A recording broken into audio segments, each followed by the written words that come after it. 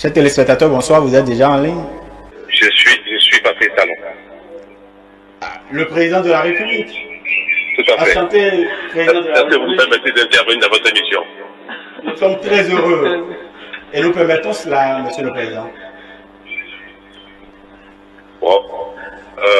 Si vous permettez donc, Oui. je voudrais intervenir parce que j'ai suivi tout à l'heure les commentaires de monsieur Christian Abidou, qui a évoqué une préoccupation pertinente. Je voudrais vous donner un peu mon explication pour voir si le gouvernement ou j'ai eu raison de proposer la suppression du ministère de la Communication et échanger avec vous, me donner l'opportunité d'apprécier la pertinence de mes décisions. Très bien, monsieur le président, nous vous écoutons. Voilà.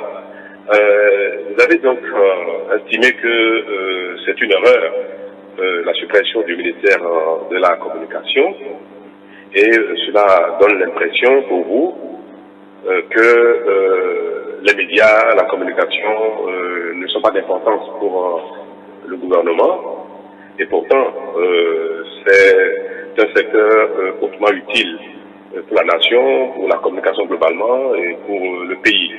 Et je dois vous dire que ce n'est pas du tout le sens que revêt pour moi la suppression de ce ministère, du tout, bien au contraire. Vous savez, on fait des choses pendant des décennies et si on se rend compte que ce n'est pas la meilleure des façons de fonctionner, il faut se corriger. Et c'est ça qui permet au monde d'avancer. C'est tout cela qui permettra au Bénin mieux construire son développement en tenant compte des erreurs qu'on a pu commettre sur des décennies. Ça nous appelons un peu, par l'excès de langage, ce ministère de la communication. En fait, c'est un ministère des communications, il fallait dire. Parce que le rôle de ce ministère, qui est un sectoriel donc, dans le gouvernement, le secteur des communications, s'occupe des médias, c'est vrai, des règles qui régissent les médias, de la déontologie, de la promotion des médias, que ce soit des médias publics ou des médias privés, les moyens que l'État peut apporter aux uns aux autres pour leur développement, leur formation, leur promotion, mais s'occupe également de tout ce qui est technologie de communication. Les outils, les mécanismes, les équipements de communication qui servent aussi bien aux médias publics que les médias privés. Donc en principe, ce secteur, ce ministère qui a ces prérogatives-là devrait travailler pour l'ensemble des médias publics et privés, y compris les outils qu'utilisent donc ces médias pour leur métier, leur mission. Et si c'est le cas, est-ce que vous ne pensez pas que ce n'est pas normal qu'un tel ministère joue également le rôle de porte-parole du gouvernement? Théoriquement, c'est incompatible. Parce que un monsieur ministre des Communications, qui devait être neutre, qui a vocation à accompagner les médias privés et publics, de les organiser, de veiller au respect des règles, des lois, de la déontologie, d'investir pour les uns et les autres, d'investir pour les équipements, pour toutes les technologies nécessaires à la diffusion de l'information. Si ce même monsieur est en même temps chargé de la communication gouvernementale, c'est-à-dire porte-parole du gouvernement, donc chargé de la propagande du gouvernement, ce serait porter deux casquettes à la même personne, alors que les deux casquettes ne sont pas toujours compatibles. Et c'est pour ça que, en principe, on ne devrait jamais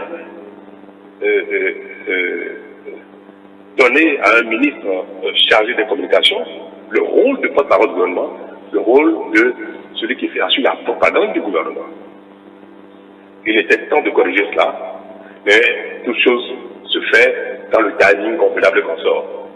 Pendant ce deuxième mandat, où nous avons décidé d'aller encore plus loin, d'améliorer nos performances, améliorer nos pratiques, de corriger nos erreurs, de donner enfin à notre pays une allure de grande nation, de grand pays, comme les nations développées. Vous savez, moi, ma référence, ce n'est pas les pays qui sont sur la même échelle que nous, ce n'est pas les pays qui sont dans le même palier que nous, ce sont les pays qui sont devant, qui m'inspirent, les grands pays, les grandes nations. France, États-Unis, Chine, Japon et consorts. Vous pouvez comprendre, noter que dans ces pays, on ne fait plus ce genre d'erreur. Donc, avoir quelqu'un en charge de la communication gouvernementale, la communication de la présidence, porte-parole du gouvernement, chargé donc de la propagande, il faut le dire, j'ai plus ce mot extrait, vous voyez bien à quoi sert un porte-parole du gouvernement. Il a la propagande. Donc, que cette fonction de propagande du gouvernement ne se mélange pas avec une fonction régalienne qui devrait être neutre. C'est ça là, le paradoxe ou bien la complexité de l'action gouvernementale. Il faut travailler pour l'ensemble des concitoyens, il faut travailler pour tout le monde, et il faut en même temps travailler pour soi-même, c'est-à-dire son régime, alors que le pays appartient aussi bien au régime en place, à l'opposition, aux contradicteurs, et il faut se garder à ne pas à laisser certaines fonctions s'exercer conformément à cette complexité de la République. Et c'est bien pour ça que j'ai trouvé qu'il était temps qu'on confie la mission de porte-parole du gouvernement à quelqu'un qui n'a pas en charge la fonction régalienne de charger des communications, charger des médias, charger des outils de communication. Mais on aurait pu garder donc ce ministère et lui enlever la mission de porte-parole du gouvernement. Donc avoir le ministère des communications et avoir le chargé de la communication gouvernementale ou bien le porte-parole du gouvernement à part. Et pourquoi on a donc donné la communication gouvernementale à quelqu'un et puis on a supprimé le ministère des communications? C'est pour une raison d'efficacité, de charge de travail. Je vais vous faire comprendre, ça vous le découvrez dans les jours à venir, que la Poste, qui a toujours été prise en compte dans les ministères en charge des communications, aujourd'hui, le rôle postal même de la Poste devient désuet. De plus en plus, ça va pas reculer, ça sera ainsi dans le temps.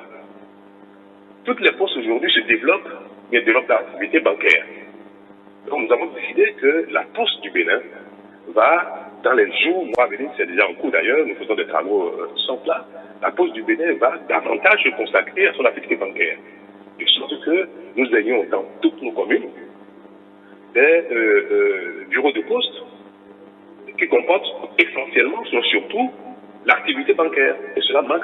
Nous avons beaucoup de communes qui sont des communes à potentiel économique énorme, qui sont des producteurs, et il n'y a aucune structure bancaire. Il est difficile de développer, d'amener les banques à se développer partout. Or, la Poste est un instrument dans les mains de l'État qui peut aller au plus près de nos populations, plus vite, plus efficacement que les grosses banques. Nous sommes en train donc de décider que la Poste passe sous le ministère des Finances pour qu'on lui donne cette prérogative, on l'appuie, on l'accompagne pour se développer, donc développer l'activité bancaire un peu partout. Donc, la Poste va quitter le portefeuille des communications. Il reste quoi? Il resterait donc un ministère en charge de communication des médias publics, médias privés, déontologie qu'on soit. Mais en termes de médias, est-ce qu'il est utile d'avoir un ministère purement en charge des médias? Si ce n'est seulement pour respecter les règles, la déontologie et qu'on soit. La HAC s'occupe de cette mission déjà dans notre pays. Donc si c'est pour les appuis à apporter aux journalistes, c'est un fonds. Ce fonds peut être géré directement par le ministère des Finances, peut-être même géré par la HAC, et nous mettons ce fonds en disposition, que nous dotons ces fonds-là. Donc la HAC peut faire ce job qui, entre-temps, est exécuté par le ministère de la Communication en charge de la promotion des médias de toutes sortes. Et c'est bien pour ça que nous disons, la HAC qui existe au Bénin de Souverain peut s'occuper de programmer, de faire la promotion de la formation des journalistes. surveillance des métiers du journaliste, des médias, de l'information, et même répartir, si c'est possible, les ressources qu'il faut aux médias, sans que, d'ailleurs, de manière plus neutre, sans que ce soit donc directement le ministère qui fasse ce job-là, qui n'est pas grand-chose. Maintenant, ce qui concerne les outils, les équipements de communication. Et ça, nous avons un ministre qui est en charge du numérique et de la digitalisation, qui est le ministère techniquement compétent pour gérer tout ce qui est outils de communication. Donc, nous avons réparti les rôles de manière à rendre plus efficace l'action gouvernementale au service à la fois des médias, des outils de communication, de la poste et consorts. Voilà donc, globalement, je vais essayer de me résumer, j'ai été assez long, ce qui sous-tend cette stratégie de répartition des missions dans des ministères, entre la RAC, le ministère du numérique, et puis le porte-parole du gouvernement qui, en fin de compte, va surtout dans ce rôle de propagande, un rôle qui n'est pas neutre, sans que celui-ci soit amené à porter deux casquettes. Ce n'est pas que le ministre Onora ne méritait pas du tout, au contraire, il a été extraordinaire, brillant et consort, hein, chaque stratégie dans son temps, et aujourd'hui, il est appelé à d'autres fonctions.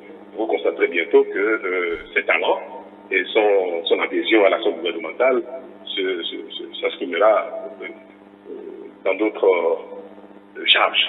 Voilà ce que je voulais vous dire. Très bien. Merci beaucoup. Excellence, Monsieur le Président de la République, nous sommes très honorés par votre réaction d'ailleurs. C'est la preuve que vous êtes à l'écoute, bien évidemment, de vos concitoyens et vous suivez tout ce qui se passe sur nos médias. Nous sommes vraiment très honorés. Je suis. Très bien. Merci beaucoup. Merci, bonne soirée. Et très bonne soirée à vous. Bonsoir à tout le monde sur le plateau.